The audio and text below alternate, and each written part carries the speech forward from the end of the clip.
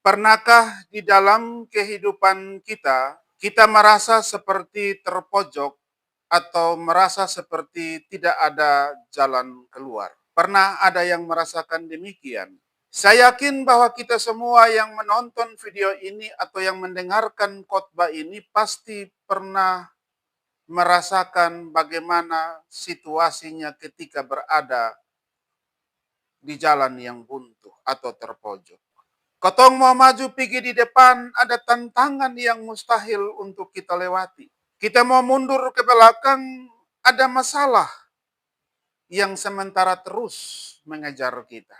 Mau lari ke kiri, tidak ada jalan. Mau lari ke kanan pun demikian, tidak ada jalan. Pengalaman inilah yang dialami oleh bangsa Israel, yang secara logika manusia kalau kita lihat dari keadaan bangsa Israel waktu itu, memang tidak ada jalan keluar lagi bagi mereka. Dalam kondisi yang terpojok ini, Bapak, Ibu, dan saudara-saudaraku yang terkasih, kita menyaksikan bahwa Tuhan memberikan sebuah perintah yang terdengarnya tidak masuk akal, yaitu Tuhan memerintahkan mereka untuk berangkat atau maju. Berangkat atau maju ini dengan sebuah resiko, bahwa mereka harus maju, tapi mau menuju kemana?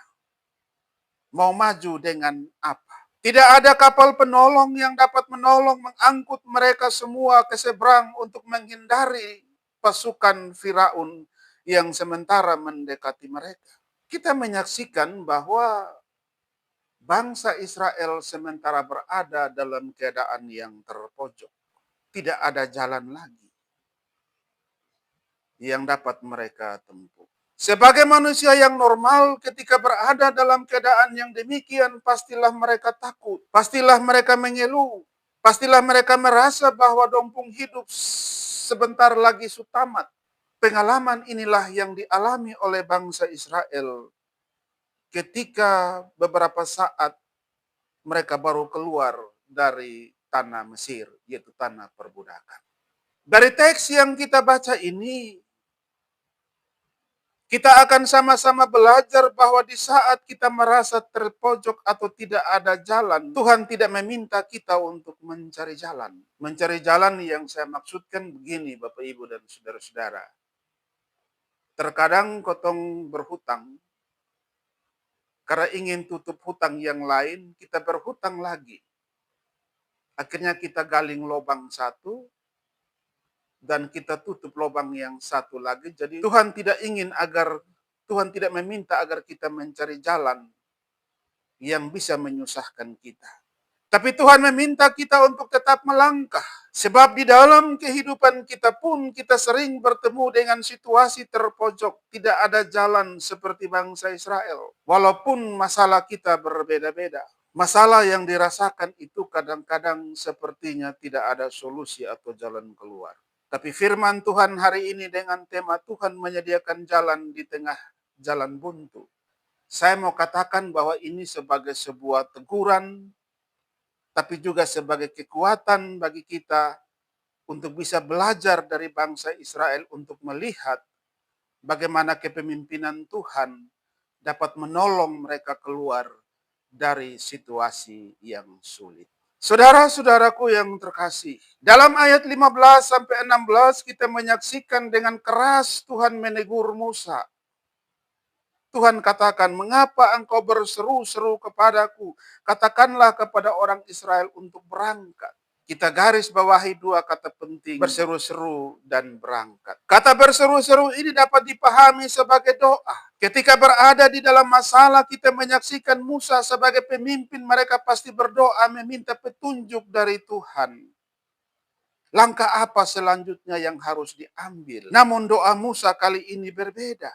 Musa berdoa dalam keadaan yang tidak tenang. Musa berdoa dalam keadaan ketakutan yang luar biasa. Musa berdoa dalam situasi kondisi yang tertekan karena terdesak oleh masalah, sehingga doa yang dinaikkan oleh Musa sebagai pelarian karena keadaan darurat atau genting. Bapak, Ibu, dan saudara-saudaraku yang terkasih, Tuhan bukan tidak senang untuk kita berdoa, tetapi berdoa yang bagaimana. Kita menyaksikan dalam keadaan yang tertekan tadi membuat Musa tidak sungguh-sungguh berdoa. Sehingga Tuhan menegur Musa. Doa jangan tergesa-gesa. Doa jangan terburu-buru. Duduklah dengan tenang. Doa dalam keadaan yang tidak tertekan. Atau doa jangan dalam keadaan takut. Maka Tuhan akan mendengarkan doa-doa kita. Yang kedua Bapak Ibu dan Saudara-saudara, kata berangkat. Kata berangkat ini berarti pergi meninggalkan tempat yang mungkin membuat kita merasa tidak nyaman. Berangkat berarti meninggalkan tempat dengan tujuan untuk menghindari kekacauan yang mungkin saja akan terjadi. Dari ayat ini apa yang dapat kita renungkan Bapak Ibu dan Saudara-saudara? Dalam ayat tadi Tuhan mau mengingatkan kita semua bahwa dalam setiap pergumulan hidup yang sementara kita hadapi, doa adalah jawabannya. Tetapi Tuhan mengingatkan saya dan saudara agar tidak berdoa dalam keadaan yang tertekan. Tuhan mengingatkan kita semua agar berdoa jangan dalam keadaan tergesa-gesa. Tuhan mengingatkan kita agar berdoa jangan dalam keadaan yang terburu-buru. Berdoa dalam keadaan yang darurat. Tuhan tidak menginginkan demikian. Tapi Tuhan bilang berdoalah dengan tenang. Saudara-saudaraku yang terkasih dalam Tuhan kita Yesus Kristus. Tuhan juga mengingatkan kita bahwa tidak saja hanya cukup berdoa. Namun setelah selesai berdoa, kita berdiri untuk melangkah. Melakukan apa yang sudah kita doakan tadi. Sebab ketika kita siap bertindak untuk melakukan apa yang sudah kita doakan, maka Tuhan pasti akan membuka jalan. Seperti bangsa Israel melangkah maju dulu, baru lautan itu terbuka bagi mereka. Ada daratan yang Tuhan siapkan. Karena itu Bapak Ibu dan saudara-saudaraku yang terkasih, bagi kita petani rumput laut, bagi kita nelayan, mungkin saat ini ombak sedang tinggi, cuaca tidak menentu, atau harga pasar dari hasil-hasil kita sedang jatuh. Jikalau kita melihat laut dan merasa tidak ada harapan, sebagai orang yang percaya, doa kita bukanlah mengeluh. Tuhan, kenapa begini? Kenapa harus begitu? Doa kita bukanlah kita berhenti untuk terus berusaha, tetapi doa kita adalah kita terus melangkah untuk tetap berusaha. Ingatlah bahwa Tuhan membelah laut berau adalah Tuhan yang sama yang sementara menguasai laut tempat di mana kita mencari nafkah. Di saat kita merasa laut ini seperti menutup rezeki kita, dengan doa dan tetap berusaha kita percaya bahwa Tuhan sanggup membuka jalan setapak di tengah-tengah gelombang yang kita alami. Asalkan kita tidak berhenti untuk terus melangkah. Yang kedua, Bapak Ibu dan saudara-saudaraku yang terkasih, dalam keadaan yang terdesak dan terjepit, Tuhan meminta Musa untuk mengangkat tongkatnya di dalam ayatnya yang ke-16. Tuhan berkata kepada Musa, angkatlah tongkatmu dan ulurkanlah tanganmu ke atas laut.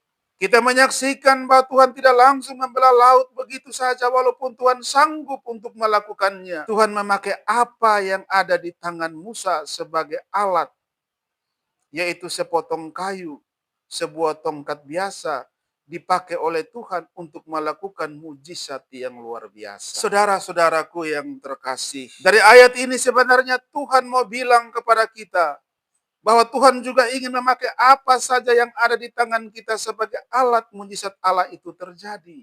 Sebagai pegawai negeri sipil, sebagai guru, tongkat kita adalah pena, kapur, dan pengabdian kita. Mungkin beban kerja terasa seperti kejaran tentara Firaun. Anak-anak didik selalu mengeraskan hatinya, atau sistem pendidikan dan kerja selalu berubah-ubah, akhirnya membuat kita menjadi lelah. Keadaan yang kita alami tidak boleh membatasi kita. Namun pakailah jabatan-jabatan kita, baik itu jabatan pelayanan, pendeta, penatua, diaken, koster, dan seterusnya. Pakailah profesi-profesi kita masing-masing sebagai alat Tuhan. Mungkin keadaan dan penerimaan orang terhadap kita, terhadap pelayanan, terhadap jabatan profesi kita, terkadang membuat kita tidak nyaman. Seperti bangsa Israel, tidak nyaman karena terus dikejar. Dalam keadaan demikian, Tuhan meminta kita lakukanlah tugas kita dengan jujur. Lakukanlah tugas kita dengan tetap setia. Lakukanlah tugas kita dengan masuk tepat waktu atau disiplin. Tuhan meminta kita untuk lakukanlah tugas kita untuk tetap mengajar di saat mungkin yang lain sementara absen. Maka Tuhan akan membuka jalan bagi kita, yaitu Tuhan akan membuka karir bagi kita masing-masing. Atau sebagai tukang, tongkatmu adalah paku, gergaji, dan tenaga fisikmu. Saat proyek sepi atau fisik mulai lemah, angkatlah tongkat imanmu dan ulurkanlah tanganmu kepada Tuhan. Keahlianmu adalah berkat. Tuhan sanggup memakai setiap paku yang kita tancapkan untuk membangun masa depan keluarga, membangun masa depan anak-anak. Selama kita mau melibatkan Tuhan dan bekerja dengan tidak menyusahkan orang lain atau mencurangi sesama. Kadang-kadang Bapak Ibu dan saudara-saudara kotong kerja curang ya. Kotong bilang ini plesteran dia makan semen 10 sak. Tapi kotong kerja belum sampai 10 sak. Tapi plesteran belum tuh habis-habis. Kotong bilang kepada tuan rumah semen kurang. Padahal yang lain kotong sembunyi untuk kepentingan kotong sendiri. Tidak boleh kerja curang. Karena itu Bapak Ibu dan saudara-saudara, Tuhan tidak membutuhkan hal-hal yang ajaib dari diri kita. Tuhan hanya membutuhkan kita mengangkat tongkat iman kita masing-masing dan kerjakan tugas kita dengan tetap percaya, dan Tuhan tetap mengerjakan bagian yang mustahil menurut kita. Dan yang ketiga, berjalan tanpa menoleh ke belakang, ayat 30 sampai 31. Saudara-saudaraku yang terkasih, bangsa Israel selamat karena mereka berani melangkah masuk ke tengah-tengah laut. Kalau kita menonton film Musa, tembok air yang ada di sisi kiri dan kanan dari bangsa Israel ketika mereka berjalan itu sangat-sangat mengerikan. Saya membayangkan seandainya kalau air itu runtuh, maka matilah orang Israel yang sementara berjalan di tengah-tengahnya. Tetapi air itu runtuh bukan kepada orang Israel, tetapi kepada Firaun dan pasukan-pasukannya. Bapak, Ibu, dan saudara-saudaraku yang terkasih, seringkali dalam hidup kita masing-masing, kita menyaksikan bersama-sama bahwa jalan atau solusi yang Tuhan berikan itu seperti menguji adrenalin kita masing-masing, yaitu menuntut keberanian kita untuk melangkah. Misalnya, kita disuruh untuk mengampuni orang yang telah menyakiti kita. Mengampuni suami, istri, atau anak-anak yang sudah buat kotompung hati kesal, buat kotompung hati sakit. Itu rasanya seperti berjalan di tengah laut. Takut dan ragu. Karena kita merasa berhak menghakimi atau merasa mereka tidak pantas untuk mendapatkan pengampunan dari kita. Atau tetap jujur di kantor di saat orang lain tidak jujur atau korupsi. Itu rasanya seperti dikepung oleh tembok-tembok air. Atau tetap memberi persembahan saat hasil panen sedikit. Itu rasanya seperti mustahil. Dan tetap setia di saat orang lain tidak setia, itu rasanya mungkin berat sekali karena godaan ketidaksetiaan tadi cukup kuat. Tapi kita lihat di dalam ayat 30 sampai 31. Demikianlah pada hari itu Tuhan menyelamatkan orang-orang Israel dan mereka percaya kepada Tuhan dan percaya kepada Musa utusan Tuhan. Saudara-saudaraku yang terkasih, ketika kita berani melangkah, disitulah baru kita melihat jalan. Yaitu musuh-musuh kita, masalah-masalah kita, dan lain-lain sebagainya dikalahkan oleh Tuhan. Saudara-saudaraku yang terkasih, dari semua yang sudah saya sampaikan, tema kita hari ini dalam merayakan Minggu Sengsara yang kedua, Tuhan menyediakan jalan di tengah-tengah jalan buntu. Tema ini sebenarnya menjadi kabar sukacita bagi kita semua. Tema ini sebenarnya menjadi kekuatan bagi kita. Namun bukan dalam pengertian bahwa semuanya akan digampangkan oleh Tuhan. Tuhan tidak bermaksud demikian. Kalimat Tuhan menyediakan jalan di tengah-tengah jalan buntu dengan catatan. Tuhan mengingatkan kita semua, jangan berhenti karena takut. Jangan berhenti karena takut. Tuhan menyediakan jalan di tengah-tengah jalan buntu. Hal ini mengingatkan kita untuk kita harus berani untuk melangkah. Kita harus berani untuk menjemput jalan keluar itu. Dengan apa? Dengan doa kita yang tidak boleh tergesa-gesa. Dengan iman kita yang berani untuk melangkah. Tuhan menyediakan jalan di tengah-tengah jalan buntu. Berarti kita tidak boleh menyerah karena ada jalan yang tertutup. Melainkan melangkah dengan satu keberanian iman. Karena kita percaya bahwa di tengah-tengah masalah yang berat sekalipun, Tuhan akan menyediakan tanah yang kering atau jalan keluar bagi kita untuk kita lalui. Bapak, Ibu, dan saudara-saudaraku yang terkasih, di awal tadi sudah saya katakan kita seringkali terpojok. Mengapa kita terpojok? Mengapa kita merasa tidak ada jalan keluar? Terpojok atau tidak ada jalan keluar itu hanyalah sesaat saja. Bagi kita yang kurang dekat dengan Tuhan, bagi kita yang kurang memberi diri kita untuk dipimpin oleh Tuhan, kita akan terus merasa terpojok karena dikepung oleh berbagai masalah. Tetapi ketika kita yang dekat dengan Tuhan, kita yang berani untuk memberi diri kita dipimpin oleh Tuhan, kita akan dikepung oleh berbagai macam jalan keluar, solusi yang disediakan oleh Tuhan bagi kita.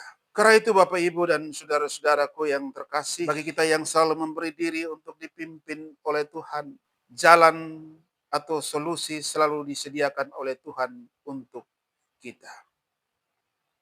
Keluar dari setiap kebuntuan yang sementara kita alami.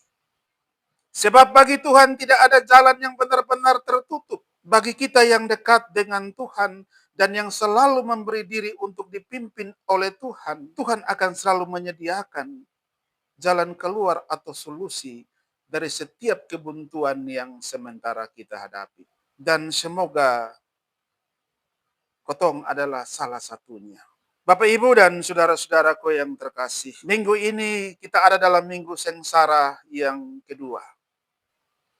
Allah sudah digantung karena masalah dosa-dosa kita. Allah sudah memberi solusi dengan dirinya sendiri untuk melepaskan kita dari masalah-masalah dosa kita. Karena itu jangan takut. Kita tidak perlu melawan Firaun kita sendirian. Kita tidak perlu melawan masalah kita sendiri. Ada Tuhan yang siap berperang menggantikan kita. Amin.